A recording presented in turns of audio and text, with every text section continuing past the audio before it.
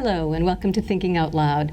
I'm Gloria of LTC, your host, and in the studio with me today is Naomi Prentargast, who is the president and CEO of DYouville Life and Wellness Community. Some of us remember it as DYouville Manor when it started out. So welcome. Happy to have you. It's been a while. It has been a while. I'm delighted to be back here. Good. We're delighted to have you. Since you've been here and over time, the needs of seniors, and that's mostly what you address, have changed and evolved. And so how has DYouville evolved over the years to meet those needs? There indeed have been quite a lot of changes. We're very much a mission-based organization. As I think you know, we're sponsored by the Sisters of Charity of Ottawa.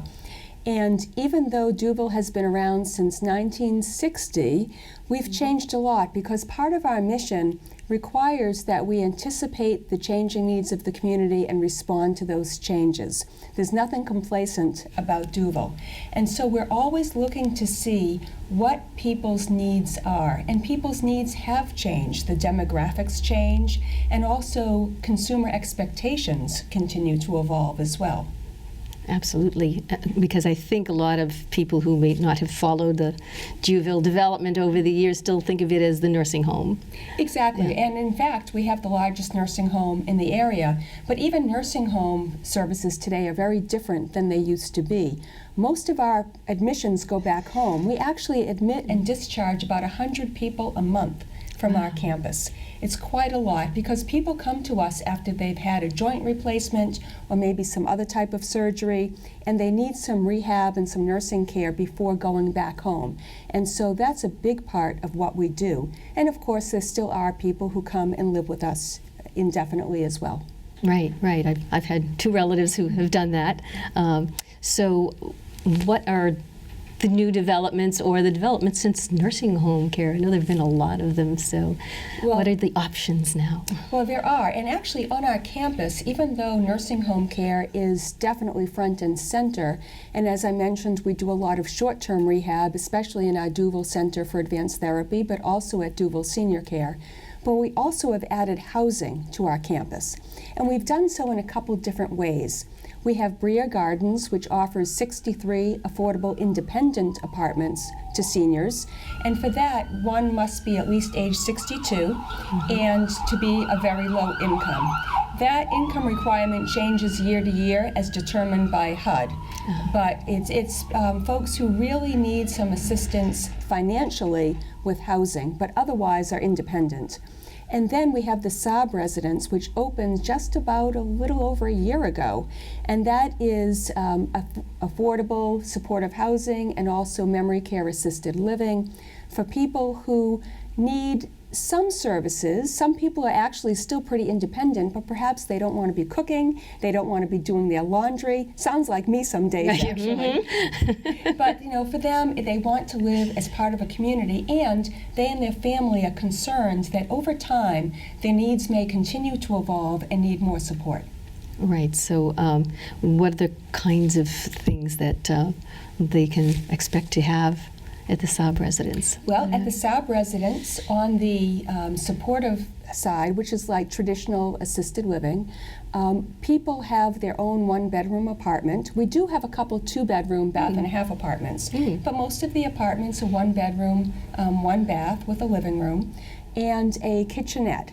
Most people at that point don't really want to be cooking, but there's a full-size refrigerator, some counter space, a sink. So let's say you go out for dinner, you have your leftovers, you can warm them up and eat them when you want to. But we have a beautiful dining room with 3 delicious meals a day, breakfast, lunch, and dinner. And it's in a very nice, elegant dining room space. So people can expect to have delicious meals in a community kind of a setting. There are activities through our life enrichment area. Those activities are what people are interested in. We're certainly not talking about playing bingo. But that's good. Well, for a lot of people, that's what they want. True. But it's absolutely life beyond that. And it involves going off the campus as well as staying on. We actually have a shuttle bus as well that takes people around our campus because we have other activities. For example, in the summer, we have a wonderful concert series on our front grounds. Yes, I remember that, yes. And people want to go, but even though it's all on the same campus, it can be a bit of a hike for somebody who That's true. is elderly. And so we have a shuttle bus taking people to the concerts, to Mass on Thursdays and Saturdays if they'd like to attend. And it makes us more of a community. Right. Right, and as you say, you were Catholic-based with the Sisters of Charity of Ottawa, but I think I read something about the Saab resident has like a non-denominational chapel? Or? Yes, we do have a non-denominational chapel. However, most of our residents are Catholic, and we actually have been having Mass there as well. Oh. We're very fortunate right now. We actually have some priests living with us, and so they're volunteering their time to say Mass. But yes, the chapel is not Catholic specific, as our main chapel is. Right. And I'm also assuming in this case that couples can live there as well as singles, because I know that's a problem for some people to get separated at those ages and that kind of thing. So it is an enormous challenge to be separated. The idea of being together for 60 years or more and then having to be separated is very difficult. And of course, couples can live together. And we can meet the needs of couples in several different ways. At the Saab residence and also at Briere Gardens, we absolutely do have couples who share an apartment. And their needs may be slightly different, but they're able to share an apartment together. But because we have a continuum of care on our campus, people can live separately if their needs require that and see each other on a regular basis. Again, we have that shuttle bus. So we have numerous examples of one member of the couple perhaps needing long-term care at DYouville Senior Care, and the spouse being over at Briere Gardens or at the Saab residence, and they're able to go and visit because it's all on the same campus. Right, right. And when the weather is good, it's a beautiful campus to be outside on and take a walk on or a ride on if you're in the wheelchair or whatever. Absolutely. Right. We really try to make sure that our campus is a lovely setting. And in fact, I think we'd be hard-pressed to find a more beautiful setting, residential setting in Lowell. And we really have tried to not just preserve the natural beauty, but to expand on it and enhance it, for example, with the park out front. That is a beautiful space, right? And big enough for an antique car display, because I've been there when you've had that, so yes, lots of activities. Yes, at our Walkathon and Carnival, which typically is the Sunday after Labor Day, we have our antique car show, and we've had at times up to about 80 cars. Oh. That's great. It's quite an array. Right. So what other options are there, or are there any being planned, or because there's just so much going on there? Well, there is a lot going on, and people often say, well, what else are you going to build at DYouville? And the fact is that we've had a lot of building over the last 10 or 12 years. DYouville Senior Care, of course, as I mentioned, has been there since 1960, although the current building was built in 1998. So by today's standards of nursing homes, it's still pretty new. But it's the oldest building on our campus. Briere Gardens opened in '06 and '09, two different phases. Our DYouville Center for Advanced Therapy opened in 2012. The Saab residence opened in 2015. And in fact, we also welcomed a new tenant to our campus almost a year ago, which is Fallon Health. Their PACE program, which is a program of all-inclusive care for the elderly, opened almost a year ago in, I believe, last April. That's Summit Elder Care. So we've been doing a lot of construction on our campus. Right now, we're much more focused on programmatically, how can we continue to evolve and meet the changing needs of elders? One key we know is going to be outpatient rehab, so we can better serve the needs of people already living on our campus, and our employees for that matter. But we're really trying to make sure that we don't have what we call silos on the campus, that the two housing bookends, if you look at the campus, on one end is Briere Gardens, on the other end is the Saab residence. And to see programmatically, how can we ensure that we're best meeting the needs of the seniors who live there? because people's needs are not stagnant. They continue to change over time, and we want to make sure that our elders can age in place when they're living on our campus. Right. And besides residents, I know you also have an adult daycare that is still going on? Well, it is, except actually we're going to be closing it at the end of March. Yes. We have enjoyed having Adult Day on our campus for 40 years. Wow. We opened in 1977. And I think our Adult Day is actually a great example of how Dyouville has always looked to be on the cutting edge, because we were, I believe, the first Adult Day, not only in the Lowell area, but in any of this area of Massachusetts. However, today there are many more options for elders, but equally as important, there have been additional regulations that have just made it extremely more difficult to operate. And so we're very happy we're actually partnering with another fabulous Adult Day in the community, which is the Community Family. They are a nonprofit organization. They also have sites in Everett and in Malden, but they've been in Lowell almost as long as we have been. Wow. And they are a fabulous organization, and so we're collaborating with them, so we're really transitioning our program to theirs. Ah, I had no idea. That's why I'm here. Yes, exactly. It's been a long time, right? Or not, right. I haven't even been there to see the Saab residents, so I'll have to take a trip out there. So even if there are residents there, they have family outside, and in some ways they're still caregivers, even though most of the care is being provided there for those who need it. What about some resources? It's difficult. I know it's difficult for me with my great aunt particularly, because she had no children, and so my aunt and I were the ones, basically, and it is a strain. Well, it is, and that's something that we actively acknowledge at Dyouville. When someone moves onto our campus, their family really moves onto our campus So true. as well. And that's true regardless of whether or not the individual is in housing or long-term care or nursing care.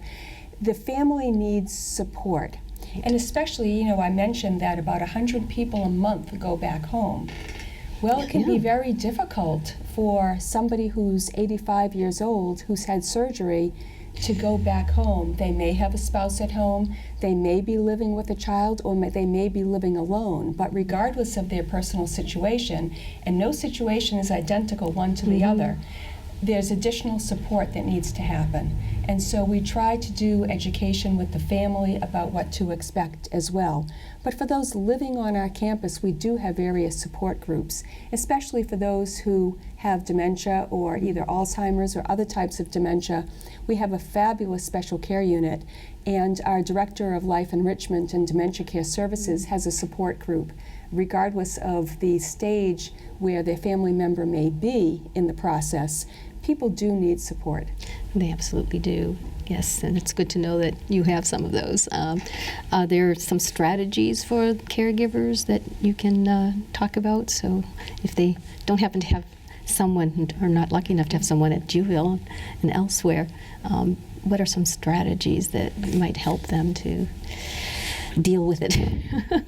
Well, I think it's very important for people to really consider the individual needs of the person, and to get help and to ask and to talk it over. There are a lot of resources. Even though we serve a lot of seniors on our campus, we also get calls from people not on our campus looking for information. We're always delighted to talk to others and to point them to other directions. So, for example, Elder Services of the Merrimack Valley is a wonderful resource. They are based in Lawrence, but they serve the entire Merrimack Valley from Newburyport to Lowell. And so they have so many skilled clinicians, but professionals who can look to see what somebody's needs might be. Is the elder safe at home? What really are they needing? And Elder Services can help quite a bit.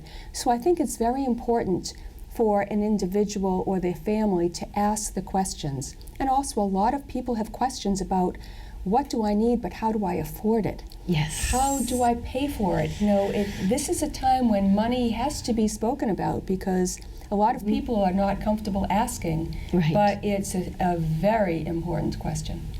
So how do they deal with that? Well, the payment mechanism varies according with the level of care. For skilled nursing care, there's insurance that will pay in many cases. Right after hospitalization, if somebody has Medicare Part A, that will pay, although for a very limited period of time. It might just be a week, 2 weeks, 3 weeks, but Medicare will pay for a portion of it. If somebody has a commercial insurance, a Tufts, a Harvard Pilgrim, there are so many we could name, Blue Cross, that will also pay, although typically consistent with the Medicare guidelines. If somebody has no assets or very, very minimal, then they may be on Mass Health, and Mass Health will pay for long-term care if somebody medically is necessary. Or they may have to pay out of pocket until their assets are spent down. Right. And that's something that the state determines what that level is. It's not up to the nursing home to determine who pays what. It's up to the insurers to determine who will pay, including the state. And then for housing in independent living, it's private pay, although with HUD, we have a rental contract so that people who require affordable independent living pay a subsidized rate that's subsidized through our contract with HUD. And of course, then at the SAB residence, it's either private pay, but we have subsidized apartments available with paid for through money raised by our recent capital campaign. Wow. So you've been at DYouville for quite some time now? 13 years. Oh my, yeah. Oh my. So you must have seen a lot of changes over these years in the nursing home and care industries. What have been the challenges for your end of doing this? There have been a variety of challenges during that time period, Gloria. The expectations of consumers has continued to grow. For example, as simple as Wi-Fi. 13 years ago, people coming into long-term care did not expect Wi-Fi in their rooms, and they certainly do now. On the clinical side, electronic medical records didn't exist, or not to the extent that they do now. There was no requirement or expectation. So from a technological standpoint, we're a very different place than we used to be. The Affordable Care Act did not exist 13 years ago, and there have been a lot of changes. And then, of course, there have been challenges with staffing, because the bulk of our care provided in a nursing home setting is provided by a certified nursing assistant. They are the eyes, ears, and hands of the licensed nurses. And today, women are predominantly CNAs, although certainly not all. We have many male CNAs. But there are more options for entry-level staff. And it can be very difficult to recruit and, just as importantly, retain a real qualified nursing assistant. And one thing that I noticed when I was looking for care for my own mother, I always looked at the want ads to see what the turnover was in staff in the nursing home, and I always noticed that DYouville did not have frequent turnover that I could see. And if I could give somebody advice on looking for nursing homes, that's one of the things I looked for. And I think that's an important thing, that you obviously must do some things right, because, as I say, when my two relatives were in there, they were very dedicated and just wonderful. So you must do something right to retain and have these wonderful people working for you. Well, there are a number of things to look for. You mentioned in selecting a place for skilled nursing care. And I think that certainly one should look at the ownership. One thing that's very different and special about DYouville is our ownership has not changed since we opened our doors in 1960. And it's hard for me to think about another place in the area where the ownership has not changed. We also have enormous longevity in senior leadership as well. And that, I think, is also a real blessing for our organization. But beyond that, there are CMS, the Center for Medicare and Medicaid Services, has a website. There's what they call a 5-star rating. And one can go online and check out how a facility is rated. I'm very proud to say that both DYouville Senior Care and the DYouville Center for Advanced Therapy are currently rated 5 stars, each one of them. And Massachusetts also has what they call a survey performance tool that people can investigate. But the most important thing, honestly, is to go and visit, because it's that sense of the environment that a family or an individual would get when they tour that is so important. And that is just as true for housing or for assisted living. No, I agree. I did visit quite a few places for my mother. Unfortunately, we didn't have a place at DYouville, but we would have liked to. But you do have a waiting list. We do, although for short-term care, people are constantly coming in and out. Right, But yes, right, for long-term care, right. those beds do not open up all that often. Right. So we were very lucky for my great aunt particularly. But so in 13 years, you've seen so many changes. Personally, how does this affect you, having been there 13 years, and what are your rewards and your difficulties, if you have any? Or Well, there have been many rewards and some challenges, no question. I think the single biggest satisfaction is being with the organization during this period of growth, because again, we're mission-based. And the reason why DYouville exists is to further the mission of the Sisters of Charity of Ottawa.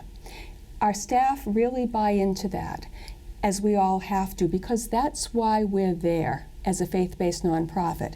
And so to look at what we've accomplished and how many people we have served during that period of time is enormous satisfaction. The Sisters of Charity of Ottawa trust us as lay people, and we're not all Catholic or Christian. So they trust us to bring forward their mission of service. And that is a huge responsibility, but it's one that I get a lot of satisfaction out of. that's great. That's great. You must have a lot of memories over the years as well. I don't know how much interaction you get to have with some of the residents or whatever. Probably not a lot with all your responsibilities, but... Well, that can be true, but I try to look for ways to stay connected, actually. I am a very poor pianist, but I do play piano. And so one day a week, I'm on the schedule with one of our music therapists on the Dementia Special Care Unit, doing part of a music memories program. So I try my best to do some sing-along tunes. And of course, as people change, those tunes are changing. And then also, I'm a certified feeding assistant. So I do also on the special care unit try to help people who need assistance with feeding. Again, with my schedule, I can't always follow through, but I try twice a week to help out. I had no idea there was such a thing as a certified feeding assistant. Well, there is, because on occasion we have a lot of individuals who need help with eating. And if they need somebody to help them, that person has to know the difference between a special diet, a regular consistency, or a puree consistency, or a thick and liquid, and really have enough knowledge and training to help. And a family member is allowed by regulation to help their family member, but a staff member cannot unless they are appropriately trained. And there are people like me who are not clinicians by background, but who certainly want to help. So there's this additional training program that we do offer periodically, so staff can get that qualification and be able to jump in and help. Okay, and that's particularly for the staff that you have this training program? Yes, it is, and some volunteers. Great, that's wonderful. And volunteers, do you have a lot of those, and do you need more? We always need more volunteers, yes. And we offer so many different types of volunteer opportunities. Everything from helping out in our thrift shop, which is called Elizabeth's Closet, to helping transport residents throughout the facility, to one-on-one time with residents, maybe helping them open their mail or just conversing with them, or helping with activities. We really offer volunteer opportunities for people who like one-on-one activity with a resident, or for people who don't feel comfortable for that but just really want to help. We absolutely have great opportunities, and also for Eucharistic ministers as well. Ah, that's true. So if people wanted to volunteer, how would they do that? Well, they would call DYouville at 978-569-1000 and ask to speak with our volunteer department. Great. And I believe I've also seen pets brought in, because that's often a wonderful way to Yes. engage. Yeah. Absolutely. We do have some pets brought in just for the sake of pet therapy on occasion. But of course, families are welcome to bring in a family pet as long as, of course, the pet is well behaved. Right. And contained either by a leash or if it's a small pet in a basket or something of that nature. Right. And I know you also have a foundation that helps support what you do. Yes, the DYouville Foundation is a fabulous adjunct to DYouville. The DYouville Foundation does not raise money for us operationally, but it raises money to help us provide what I call the niceties, not just the necessities, because public funding really does not. So, for example, we have referred to the park on our campus, and that happens through the DYouville Foundation. We have a wonderful balcony on our special care dementia unit that was provided by the foundation. The 2 14-passenger buses that we have were provided. We have a variety of projects, and as I think I mentioned also, the subsidy for the residents of the sub-residents who cannot afford market rate is paid for by the capital campaign that was the biggest project ever of the DYouville Foundation. Right. Well, I know we have to wrap up now. Can people make donations to the foundation? Absolutely, and in fact, through our website, www.dyouville.org, that's one way, or simply to call DYouville, and again, the phone number is 978-569-1000. Thank you so much, and pleasure having you. Thank you so much, Gloria. And thank you for watching, and we will see you next time on Thinking Out Loud. Thank you.